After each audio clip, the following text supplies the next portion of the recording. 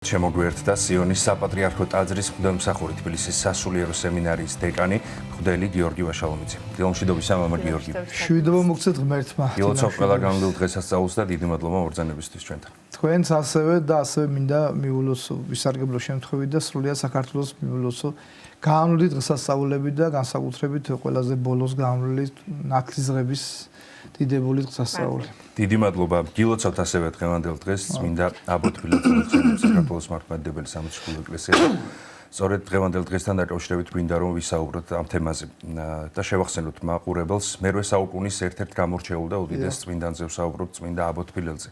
პირველ რიგში რომ შევახსენოთ მაყურებელს ვინ იყო აბო-თბილელი და რატომ დაიწერა მისი ცხოვრება რომ განმარტოთ.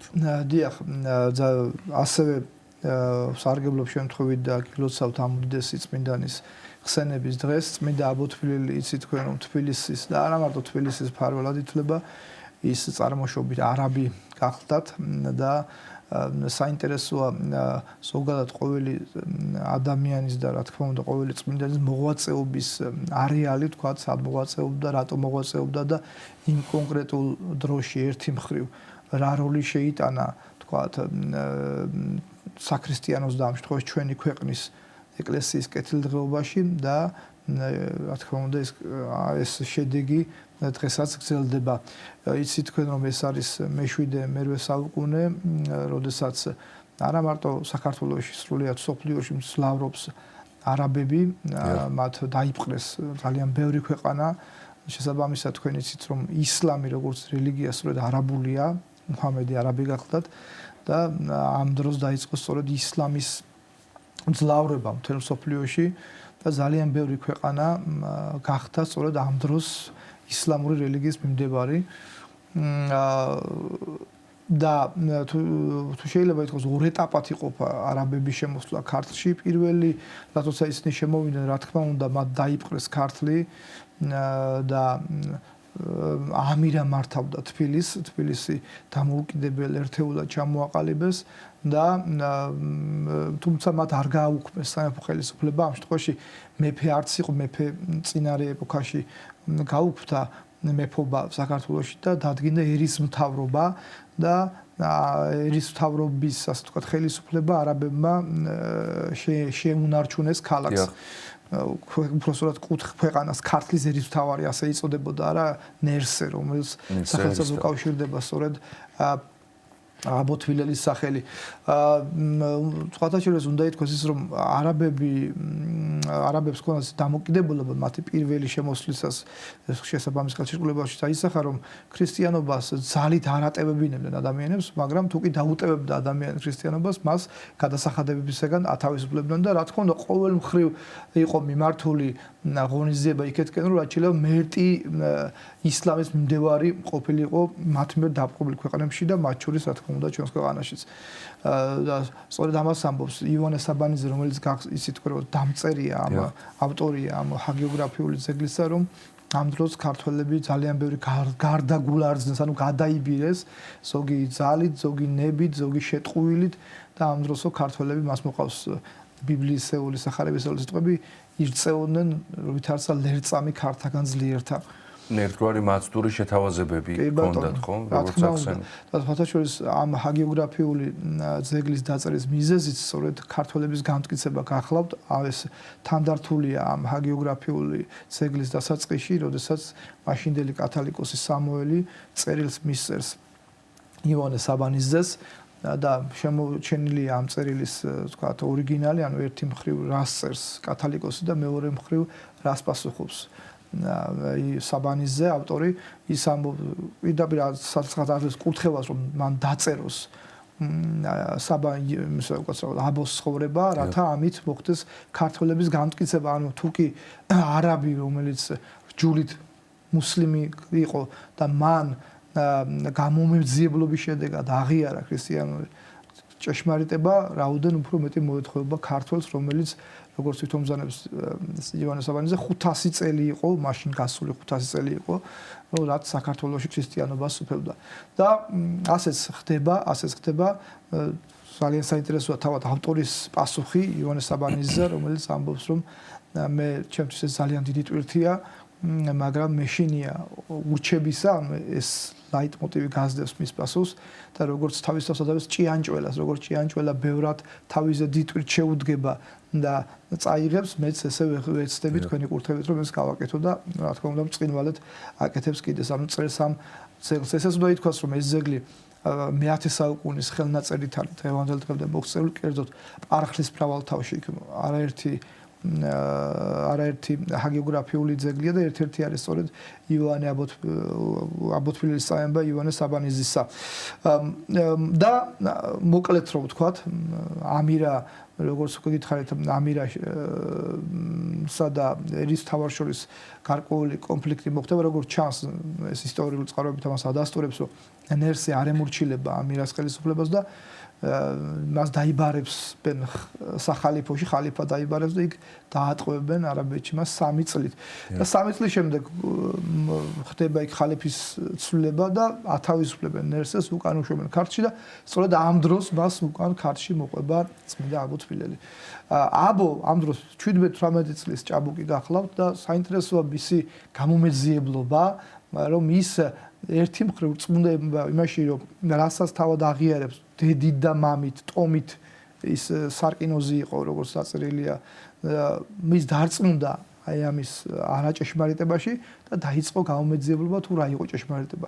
და როდესაც ის ქართლში ჩამოდის, ის ეცნობა, ანუ ესე ძალიან ეტაპები მისი სულიერი განვითარებისა და გამომეძიებლობებისა ეძიებს ის. ხოდაშვილს ეს არის მაგალითი ყოველი ადამიანისთვის, რომელიც თქვა თუნდაც სხვა სარწმუნოების მიმდებარეა, თუნდაც ათეისტია, თუნდაც ცოტა ესეთი დამოკიდებულება აქვს, თქვა ქრისტეს და ქრისტიანობის მიმართ, რომ თუ კი ადამიანი გამომეძიებლობას მიეცება, ანუ თუ კი გამოიძიებს საკუთარ თავში, საკუთარ სულში რა არის ჭეშმარიტება, აუცილებლად მივა ის ამ ჭეშმარიტებამ და ამის დასტურია აბოს ცხოვრება, რომელიც კიდევ ერთხელ აღნიშნავთ, რომ მას ქრისტე საერთოდ არ გაეგო, სანამ ეს არ გაიცნობდა. მაგრამ ნამდვილად არ იყო გარკვეული ჩახედული და არ იცოდა საერთოდ რასთან გაქვს რეალურად. ნუ ეხა აი ეს ძალიან საინტერესოა, აი თქვა რა ზარეს მაგალითად პავლე მოციქული ამბობს წარმართებზე, რომელთაც არ იცოდნენ მოსაჯული, მათ ისინიო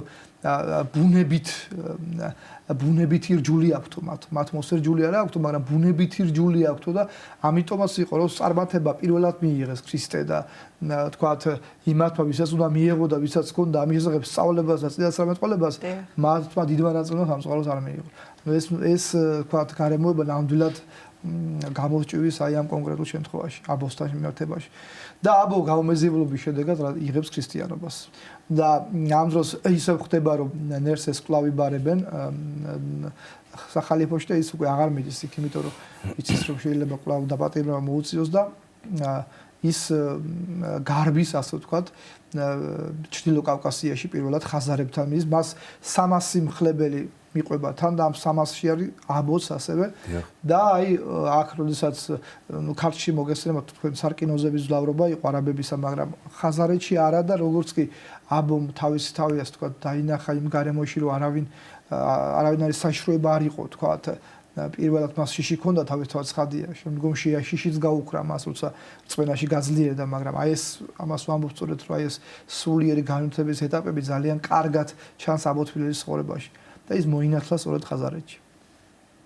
და ამის შემდგომ ხაზარეთი და ნერსე თავისი მხლებლებით და მათ შორის აბოსთან ერთად მიემართება უკვე აფხაზეთის სამეფოში. აფხაზეთის სამეფოში, როგორც აღწერს ავტორი აი ამ ჰაგიოგრაფიული ცნობებისა, ავტორი როგორც აღწერს, აფხაზეთი მაშინ ძალზედ ქრისტიანული მხარე გახდათ და აბო განცვიფრდება იმ ქრისტიანული გარემოთი, რაც აფხაზეთში სუფევს და იქ მიეცემა განსაკუთრებულ მოღვაწეობას. აქვე აფხაზეთში ერისთავარს ხდება მისი ცოლშვილი და ნუ განიხარებენ ფრიად, როგორც წერს ივანე საბანიზე.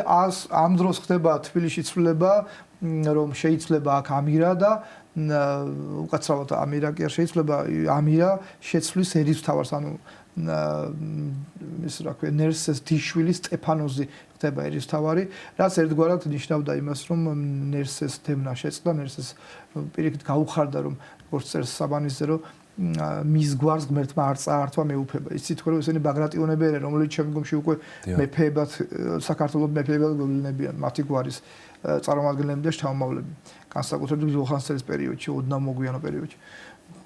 და შემდგომ ამის და ისინი ბრუნდებიან ქართლში. აქ არის ერთი ძალიან მნიშვნელოვანი გარემოება, რომ როდესაც დგება მათი ქართლში დაბრუნების პერიოდი, აბოთვილებს ეუბნებიან, რომ კერძოდ აფხაზეთის არის თავარი მეფე აფხაზეთს ეუბნება, რომ არ დაბრუნდეს ის ქართლში, ვინაიდან ქართლი კვლავაც არაბებს უპრია ხელს და არ მოხდეს მე მეშინია ეუბნება ის, რომ არ მოხდეს მისი კვლავ გადაბირება ისლამურ სარწმუნოებაზე და აბო მას ეუბნება საოცარ სიტყვებს, აი უკვე ჩანს როგორ გაძლიერდა ის წვენაში, რომ აქ სადაც არანაირი დევნა არ არის ქრისტეს გამო, რა თქმა უნდა ეს კარგია, მაგრამ მე მინდა რომ ქრისტეს გამო ვიდევნო და ამის გამო სულს დავბრუნდე ქართლში და ვთხოვ მეფეო ნუ შემიშლი თამაში ხელს და ასეც ხდება მეფემ მას რა თქმა უნდა არ დააყოვნოს და იგი ნერსთან ერთად კვლავ თბილისში ბრუნდება.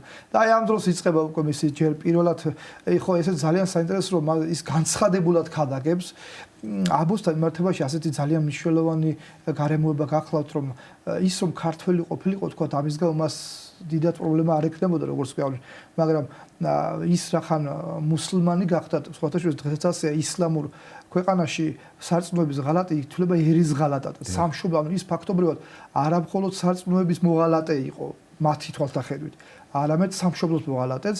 ამიტომ პირველად შეიპყრეს იქ, მაგრამ შემდგომ სტეფანოზი ჩაერია ერისთავარი და სტეფანოზის თხოვნით გაათავისუფლოს, მაგრამ როდესაც ამირა შეიცვალა თბილისში, ის უკვე მეორედ შეიპყრეს. და უკვე ეს შეპყრობა და ნუ აქაც გააფრთხილეს ხო? აქაც გააფრთხილეს. ის წარდგა ახალი ვთქვათ ამირას წინაშე და ამირამ უთხრა თუ კი შენ ქრისტიანობა იმისთვის და მიიღე რომ რაღაც მატერიალურ კეთილობას ელოდები თქვი და მე დღეს გაგამდიდრებ შენ ოღონდ დავუტევე ეს და მაშინ აბოებუნება რომ თუ კი ეს სიმდიდრე და ქონება შენვე გქონდეს შენივე თავი წარსაწყოდელად მე ქრისტე შევიძინე და მას არაფერზე გავსლი. მაშინ ამირა ეუბნება ძალიან საინტერესო სიტყვას რომ რა ნახე შენ ქრისტიანობაში ისეთი რომ მისთვის სიკვდილიც კი არ გენანება, თავის შეწრებას კი არ გენანება და აბო მას პასუხობს რომ თუ კი შენ გინდა გაიგო რა არის ქრისტიანობაში ასეთი თქმილი, მაშინ შენ თავად გახდი ქრისტიანი და ამას გაიგებ და რა თქმა უნდა ამაზე ამირა განრისდება. მას დააპატიმრებენ 9 დღე მყოფობს ის ციხეში, მე-9 დღეს, ათაშორის ნათლისღება დღეს ის წინა დღეს უბრალოდ ჯერ გაყიდის ტანსაცმელსაც კი და გამოაგზავნის ფულს გარეთ და ყველას ეუბნება რომ დაანთონ კელაპტრები ამ ფული და ილოცონ რომ ღმერთმა ის განამტკიცოს მთელი ღამე სრულიად კანონების კრებულს 153-ს კითხულობს და ნათლისღება დღეს მას გაიყვანენ და თავს მოკვეთენ. სხვათაშორის ეს ძალიან ნიშანდობლივი ეპიზოდია აქ რომ როდესაც აბუ მიყავთ სიკვდილით დასაჯელად ავტორი წერს რომ ის თავს ისე უყურებდა როგორც უკვე გარდაცვალა ჯერ ცოცხალი იყო მაგრამ როგორც ზემოდან სულის სხეულს დაყურებს ასე უყურებდა ის უკვე თავის თავს სანამ მოკლავდნენ. ორ-სამჯერ ასე თქვათ ეს მოუღეს მახვილი დააშინეს რომ ეგ მას უარ ეყო ქრისტიანობა მაგრამ რა თქმა უნდა მანეს არ გააკეთა და თავი მოკვეთეს და არა მხოლოდ თავი მოკვეთეს თქვენ იცით რომ შემდგომ მიდიან თქვათ ისინი არაბები ამირასთან და ეუბნებიან რომ ქრისტიანებს აქვთ რაღაცა წმინდა ნაწილების თაყვანისების მათი სოფხედვით რაღაცა ესეთი არასწორი ტრადიცია და მოდით მისი სხეულიც გავანადგუროთ და ცნობილია რომ ტყვარში დაწოვენ და ტყვარში გადააგდებენ თუმცა შემდგომ ხდება ძვლების ამოღება არა და დაგზალვა წმინდა აბოსი იქ სადაც არის დაგზალული და ესე ძალიან საინტერესოა რომ ღმერთმა გარდაცვალების შემდეგაც არ დაუტევა ის და ასევე მის ხორბაში წერია რომ ღამით იმ ადგილას სადაც აბო ტყვარში ჩააგდეს მისი სხეულები იქ ვარსკვლავი დაადგრა მას და ამით უფალმა განაცხადა საკუთარი მადლმოსილება მოწამეზე და მიანიშნა ყველას თუ რაოდენ დიდი მოწამეა ეს და იცით თქვენ რომ ეს ისტორია მოხდა სადაც დღეს დღევანდელი მეტეხის ხიდა წოდებული ადგილია დღეს იქ პატარა ტაძარიც არის აშენებული ამ ბოლოს აშენდა ხო რამდენიმე წლის წინ გამოქვაბულში და ეს არის ის ადგილი სადაც აი წმინდა აბოს ნაწილები ჩააგდეს და შემდგომ აღმოიყვანეს და პატივით დაკრძალეს. მამან გიორგი, საქართველოში მოღვაწე წმინდანების შესახებ ვისაუბროთ, ან როგორც ქართველი მოწამეები, ასევე უცხო ქვეყნის შვილები, ასე ვთქვათ, მოციქულები შემოსულან ჩვენს ქვეყანაში, ხო, ვიცით ძალიან კარგად ანდრია პირველწოდებული და ასე შემდეგ აღარ ჩამოთვლით თქვენ და გითმობთ დროს და მათი ღვაწლის შესახებ რომ ვისაუბროთ. დიახ, იცით, ძალიან საინტერესო თუნდაც აბოს შესახებ, აბოს წამებამ და შემდგომ ამ წამების დაწერამ რა მოუტანა ქართლს იმ კონკრეტულ შემთხვევაში, ხო? ადამიანები გამტკიცდნენ, ხოთაშორის იონეს აბანეზე იქვე წერს, რომ მას შემდეგაც ვარსკვლავი დაადგა მოწამის წმინდა ნაწილებს, უამრავი ადამიანი თბილისიდან, თბილისის მოსახლეობა გამოდიოდნენ, უკვე აღარ ერიდებოდნენ ისინი ისლამის მძლავრობას და გამოდიოდნენ, ასე წერს, რომ კოჭლები, სირბილით, ბავშვები, სიმკვირცხლით და ყველანი მოდიოდნენ, რათა ენახა და განედიდებინათ წმინდა მოწამე და მისი მადიდებელი ღმერთი. ასე ყველა იცით, შეიძლება ითქვას საქართველოს ისტორია არის ისტორია, როცა ჩვენს ერს უჭირდა მოავლენდა ხოლმე ღმერთი პიროვნებას, რომელიც განამტკიცებდა საზოგადოებას წმენაში უკაცრავად და ვთქვათ, ამის შემდგომ უკვე აგრძელებდა ერი ცხოვრებას. აი სულ თავიდან თქვენ ანდრია პირველწოდებული ახსენეთ, ხო? ჩვენ რა თქმა უნდა ქრისტიანობამდე გვქონდა დაახლოებით 1000-წლოვანი ისტორია, მაგრამ აი ესეც ყველაფერი იქიდან დაიწყო, რომ მაცხოვრის კვართი ჩამობრძანდა საქართველოში. იცით თქვენ ეს ისტორია უბრალოდ არ მოვყვები და მაცხოვრის კვართი ვინ მიიღო? საქართველოში ჩამოვიდნენ სწორედ ის ებრაელები, რომელთაც არ მიიღეს მონაწილეობა ქრისტეს საწინააღმდეგო ქმედებაში, ანუ ეს იმ ებრაელების, ასე ვთქვათ, ჯგუფია, რომელთაც ჭეშმარიტი რჯულის აღსრულებაში დარგვა არ აქვთ, განსხვავებით დანარჩენებისგან. ამის შემდგომ ღვთისმშობლის წინსვლელები ვართ, ხო? ამის შემდგომ ჩვენთან ჩამოდის ანდრია პირველწოდებული სწორედ ღვთისმშობლის ხატით ხელში, რაც ნიშნავდა იმას, იცით თქვენ, რომ ღვთისმშობლის ხატი, თავად ღვთისმშობელი შემობრძანდა ესე იგი საქართველოში. ამის შემდგომ იქადაგეს, ნიადაგი შემზადდა საქართველოში ქრისტიანობისა. უკვე შემდგომი პერიოდია წმინდანინო შემომზადება საქართველოში, როდესაც უკვე ქრისტიანობა უმაღლეს რანგში იქნა აყვანილი და ისე თქვენ, რომ 326 წელს სახელმწიფო რელიგიად იქნა გამოცხადებული და წლევანდელი წელი სწორედ ამის საიუბილეო აღნიშვნა მოგიხსენება თქვენ. და ამან სრულიად განსაზღვრა, იცით, ქრისტიანობამ ჩვენ მოგცა არა მხოლოდ მაცხოვნებელი მოზღვრება და რა თქმა უნდა უპირველესი და უმთავრესი ეს არის, რომ ეს არის მაცხოვნებელი მოზღვრება. ასევე ჩვენ მოგცა და ჩამოაყალიბა ქართველის ფსიქოტიპაჟი. მოგცა ის ყველაფერი, იცით, ჩვენ ვამაყობთ, ჩვენი შინაგანი სამყარო თუ კულტურა თუ ხელოვნება თუ ისტორიული თვითმყოფად და ასე შემდეგ. ისე გადაეჯაჭვა ეს ქრისტიანობა და ქართველობა. ერთმანეთს თუმცა რა თქმა უნდა ქრისტიანობას ეროვნება არ აქვს თავისუფლად, მაგრამ ქრისტიანობამ ძალიან დიდ ზოგადად რელიგია ძალიან დიდ როლს თამაშობდა ყველა ადამიანის ჩამოყალიბებაში, არა მარტო საქართველოს, თუნდაც ისლამურ ქვეყნებში, რასაც ჩვენ საუბრობთ და საქართველოში ქრისტიანობამ. აი ჩვენ აბოზე საუბრობთ, აბომდე ძალიან საინტერესო იქამდე სპარსელების მძლავრობა იყო. და სპარსელების დროს ჩვენ ევსტატე მოგვივლინა, რომელიც სპარსელი იყო, ევსტატი მცხეთელად იწოდება ის, მაგრამ სპარსელი იყო ის წარმოშობით და ისიც ქრისტეს გამო ეწამა სწორედ რა.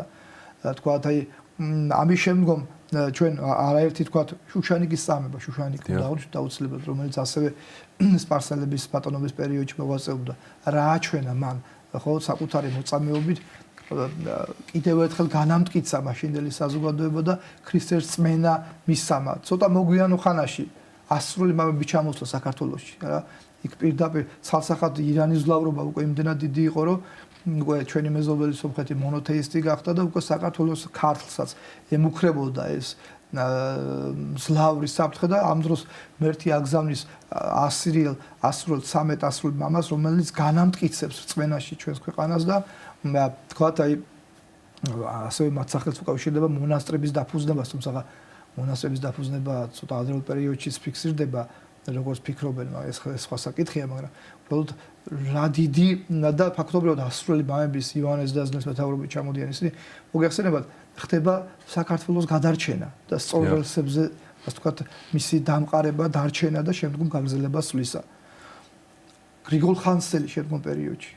აი სწორედ არაბობის შემდგომ არაბობის გამო ეს ერისმთავრები მიდიან საფრთხეს ტოვებენ ქართლს და მიდიან საფრთხეს საქართველოში და უკვე სამხრეთ საქართველოსდან იწყება საქართველოს გაძლიერება პერიფერიიდან ბაგრატიონების იქიდან იყო სპერიდან კერძოდ ხო და გრიგოლ ხანძთელის სწორედ ღვთისგანგებით აქ მოღვაწეობს როგორც ღვთისგამოვლენილი თუ შეიძლება იყოს მოსე რომელმაც აი შექმნა საფუძველი შემდგომში ერთიანი განუყოფელი სულიერად და ფიზიკურად ძლიერი საქართველოსი სწორედ მის საფუძველზე აღმოცენდა შემდგომ დავითის საქართველო, თამარის საქართველო, თქვენ იცით წმინდანები ჩვენ მეფეებიც ყავს იგივე დავითი რა, რომელმაც სწორედ ჯერ ეკლესიას გაძლიერება შეუწყო ხელი და შემდგომ ამისა შექმნა ერთიანი საქართველო ფაქტობრივად განადგურების პირამდე მისული ქვეყნიდან.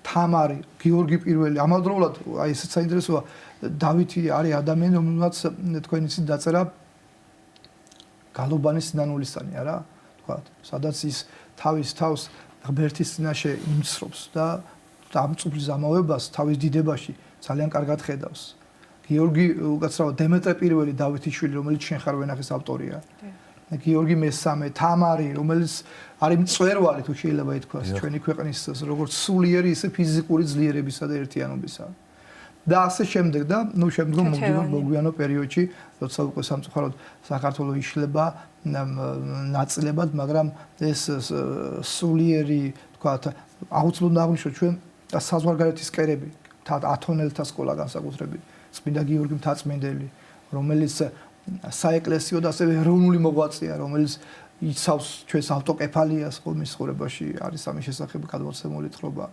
და ასე შემდეგ. ანუ რას გვინდა ჩვენ ხაზი გავუსვოთ ამ ყოველივეთი რომ აი ძალიან დიდი იმპერიათა ჭიდროში ვიყავით ყოველთვის და ახლა ასეა ეს. ძალიან ბევრი იმპერიები არ არსებობენ დღეს. ნუ აგრ ბიზანტია, იქამდე რომი, თუნდაც თქვა არაბეთი, ახლა იმის მეათედი არ არის რაც მაშინ იყო, მთელი სოფლიო დაიპყროს ფაქტობრივად, ხო? და ასე, მაგრამ რამ გადაარჩინა ჩვენი ქვეყანა? აი ეს კითხვა, ანუ ეს არ არის რაღაცა ესეთი შორისდევლუკი. ეს არის კითხვა, რომელიც თუ შეიძლება ითქვას ლოგიკურად შეიძლება ჩვენ დავსვათ და აქ არის ერთ-ერთი პასუხი. ეს ქვეყანა გადაარჩინა სწორედ სულიერებამ. ქვეყანა ჩვენი გადაარჩინა სულიერებამ და ამ ადამიანების ღვაწლმა რომელზეც ჩვენ ვისაუბრეთ თუ რა თქმა უნდა ძალიან ბევრზე ვერ ვისაუბრეთ. ძალიან დიდი მადლობა მობრძანებისა და საინტერესო საუბრისთვის. მამა გიორგი კიდევ ერთხელ ილოცავთ დღევანდელ დღეს და დაგემშვიდობებით. სიონის საპატრიარქო ტაძრის ღვთისმსახური თბილისის სასულიერო სემინარიის დეკანი მღვდელი გიორგი ვაშალომიძე იყო ჩვენი სტუდიის სტუმარი.